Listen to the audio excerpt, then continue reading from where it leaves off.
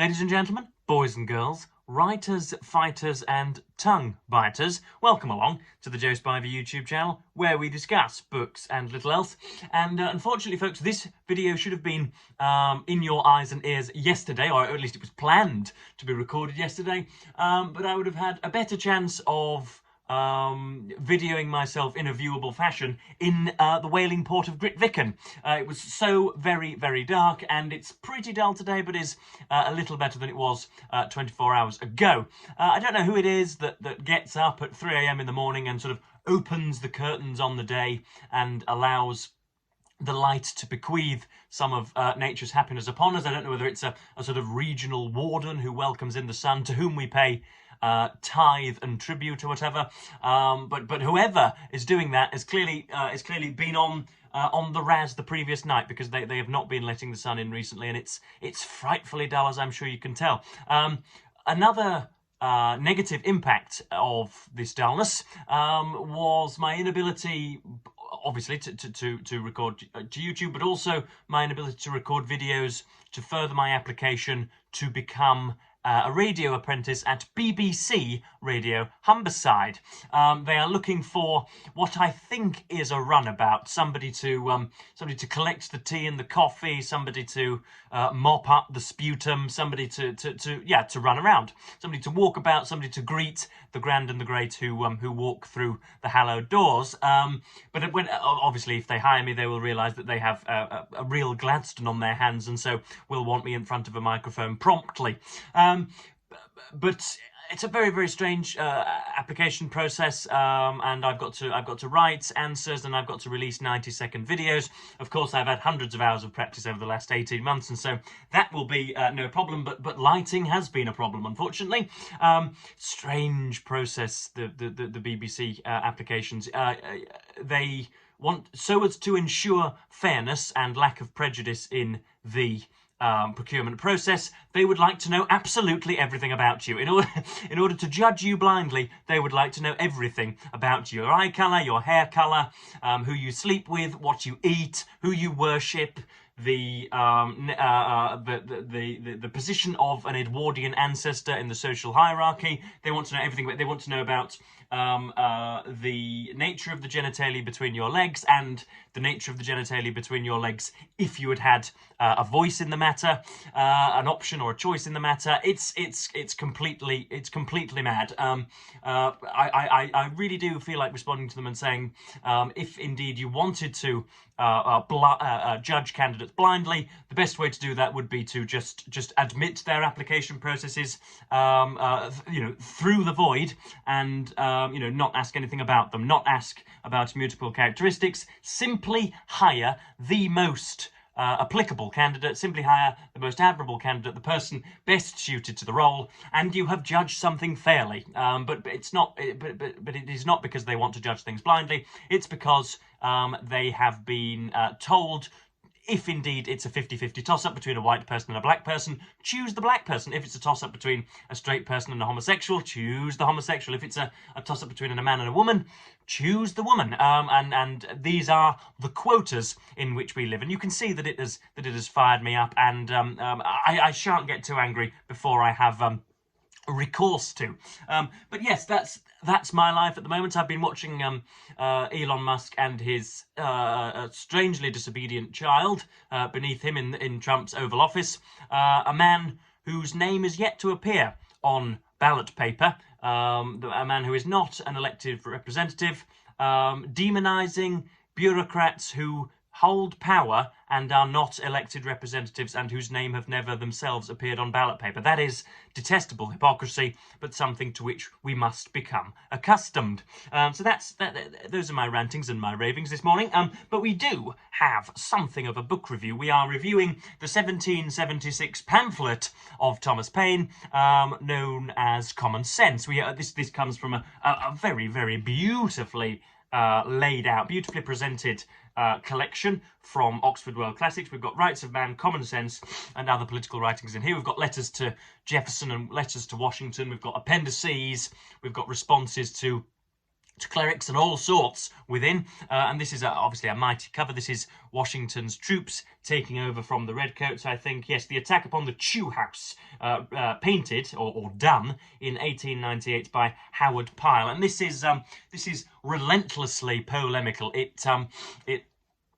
It gets within you and then never releases you from its command. It should not fail to persuade, which of course is its originally divined purpose. It is absolutely magnificent and should be read by everybody, especially if you were born on and continue to live in the continental landmass of North America. So yeah, I've got a few things to say about it. First of all, I've noticed in commentary surrounding Common Sense that many people, at least at the time, remarked upon the simplicity of diction and language used in the pamphlet, which contributed to its fame and its universality and its ability to rouse the taverns. But I don't, especially from a modern context and from somebody who delights in complicated prose, I thought it was pretty testy. And I don't think if you gave this to some sort of illiterate Slav, you can't give written words to illiterate Slavs, Joe. But if you gave it to an average individual who has not read anything so much as a greeting card since they were 19, I'm not ever so sure that they'd get past the first page, but they'd probably say the same about Trollope and indeed J.K. Rowling. So there we are. It begins by outlining the necessity of government and stating that government is often a misapplied and misused necessity because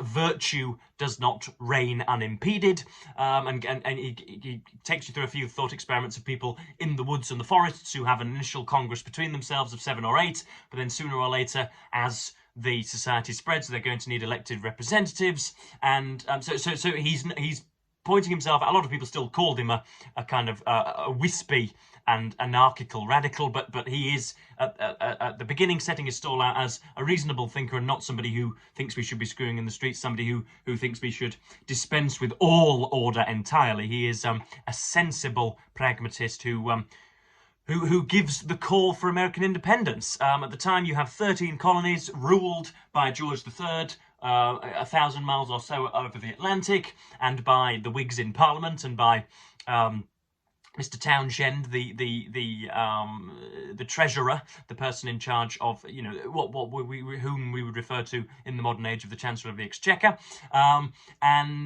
he highlights it persuasively and symbolically, but it also in its latter third is immensely practical as well. It's very, very practical, scrutinously practical. It goes into the naval potentials of the American continent and the inability for, and I think this is borne out by reality, the inability of Britain to wage naval war should the colonists ever renege on their promises and in fact go one step further from throwing tea in the sea and start actually declaring independence and telling England to bugger off, essentially.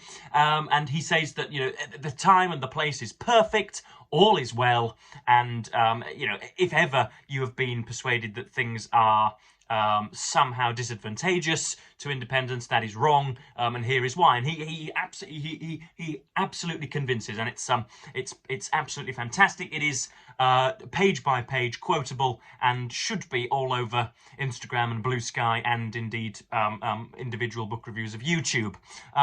He also has a right good stab, and we'll get into this in some of the quoted sections, he has a right good stab at monarchy and hereditary control. He calls them, what does he call them now? It's a giver of places and pensions, I think he calls the king. Somebody, a sort of chinless, slobbering, gormless goon, a complete fool, which I think is, again, borne out by present reality. We have, Charles of Saxe-Coburg-Gotha, who is similarly ridiculous to George III. He attacks those who have been placed into high authority, uses the parts of Samuel and the Israelites and the Midianites from the Bible to persuade us again that the unchecked and I suppose you'd say unelectable authority of regal rulers is not to be desired and to be thrown out whenever possible. So yeah, I've got a few sections that I want to highlight from Common Sense, and yeah, hopefully it will rouge the cheeks and moisten the eyes. You thought I was going to say something else. You thought I was going to say moisten your recesses then, didn't you? Just in case I've just noticed, in case there are white bits on my chin, folks, that is because we have a new towel in the bathroom, and it chooses to leave its little infants on you as soon as you rub it on your face. So not sure where it was purchased from, but we must go somewhere else next time. But yes, first up we are talking about again hereditary rule and the wrongness of it, and how it is self-evidently problematic to the running of a society. Secondly, as no man at first could possess any other public honours, it's talking about how monarchy came to be. As no man at first could possess any other public honours than were bestowed upon him, so the givers of those honours could have no power to give away the right of posterity. And though they might say, we choose you for our head, they could not, without manifest injustice to their children, say that your children and your children's children shall reign over ours forever, because such an unwise, unjust, unnatural compact might perhaps, in the next succession, put them under the government of a rogue or a fool. Most wise men in their private sentiments have ever treated hereditary right with contempt, yet it is one of those evils which, when once established, is not easily removed. Many submit from fear, others from superstition, and the more powerful part shares with the king the plunder of the rest. And he also calls, he calls it a crowned tyranny, and really goes in on George III. I think most of the contemporaneous attacks were centred largely upon the Parliament and on the I suppose you might call the idealistic persuasions of loyalists and royalists. That sounds like one of my intros, doesn't it? Whereas Paine goes right for the jugular, and the high almighty power himself. Next up, he's talking about the brilliant cause of independence, and this is an example of his visual imagery which can arrest everybody. He's talking about how things done in a minor capacity now can, with entropic potential, have huge effects in 50 or 100 years hence. The sun never shined on a cause of greater worth. 'Tis not the affair of a city, a county, a province, or a kingdom, but of a continent, of at least 1/8 part of the habitable globe. 'Tis not the concern of a day, a year, or an age. Posterity are virtually involved in the contest, and will be more or less affected, even to the end of time, by the proceedings now.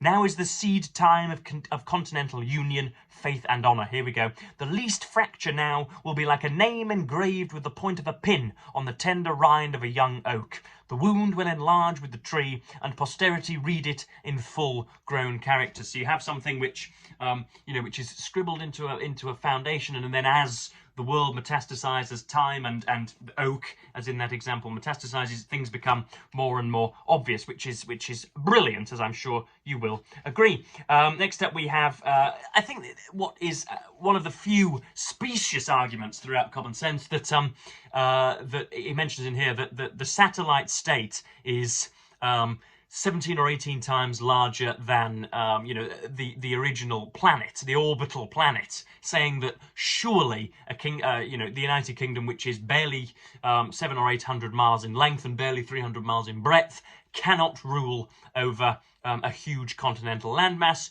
I don't think there's an awful lot of decency and rectitude to that argument, because we ruled the seas for a good many decades, and had, I think, at our zenith, we had at least 1/3 of the world under our heel, and would have continued to do so had things not gone awry.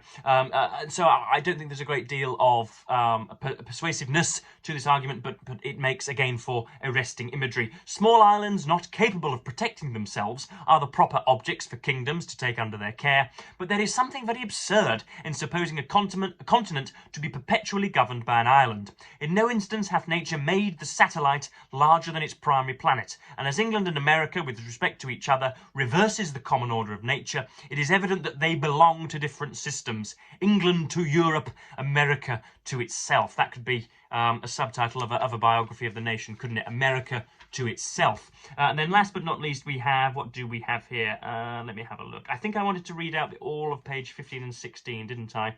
And for some reason, I haven't done it. Yes, this is a continuation of my first point, and I remembered that it's very, very powerful. Again, talking about hereditary rule. This is supposing the present race of kings in the world to have had an honourable origin, whereas it is more than probable that could we take off the dark covering of antiquity and trace them to their first rise, that we should find the first of them nothing better than the principal ruffian of some restless gang, whose savage manners or preeminence in subtlety obtained him the title of chief among plunderers, and who, by increasing in power and extending his depredations, overawed the quiet and defenceless to purchase their safety by frequent contributions. Yet his electors could have no idea of giving hereditary right to his descendants, because such a perpetual exclusion of themselves was incompatible with the free and unrestrained principles they professed to live by. Wherefore, hereditary succession in the early ages of monarchy could not take place as a matter of claim, but as something casual or complemental. But as few or no records were extant in those days, and traditionary history stuffed with fables, it was very easy, after the lapse of a few generations, to trump up some superstitious tale, conveniently timed, Mahomet-like, to cram hereditary right down the throats of the vulgar. Perhaps the disorders which threatened, or seemed to threaten, on the decease of a leader and the choice of a new one, for elections among ruffians could not be very orderly, induced many at first to favour hereditary pretensions, by which means it happened, as it hath happened since, that what at first was submitted to as a convenience was afterwards claimed as a right. And there you are, everything spliced together beautifully. So yes, it's very, very persuasive, and much of it should be committed to memory, as I am endeavouring to do on a daily basis. I'm writing things down and trying to get them cemented in my thinker. But yeah, as you can probably tell from the Earl Barnet Fair, I am due for an appointment, not for colonic irrigation, but for my hair. And so yes, I'll be doing that this afternoon, and then hopefully, none of this video will get to the eyes and the ears of the BBC officialdom. Hopefully they will not see me criticising their processing of candidacies and candidates, and hopefully I can make a good fist of it and show them just how much I am worth, because I call it arrogance, but I doubt there is anybody south of 25 in these British Isles who could be a radio presenter or indeed a radio producer, somebody involved in the should we say the transmigration of news. I don't think there is such a person in existence, and yet I have not yet been employed. So hopefully, double thumbs up, I can get myself on some list. And yeah, I hope you enjoyed my readings of Common Sense. It's only 60 pages, and yet you will fly through it, and yet you will find yourself wanting to flick back time and time again, just to remind yourself of a specific phrase whenever you're trying to sharpen your own rhetoric. So yes, that just about covers me for today, folks. 18 minutes will do, I'm sure. And yes, I'll see you in a few days' time. I'll see you tomorrow, in fact, because I've read a copy of Atlantic magazine this week and have much to discuss in there too. And so yes, thank you ever so much for watching, folks, and as per usual, I'll bid you a fond farewell.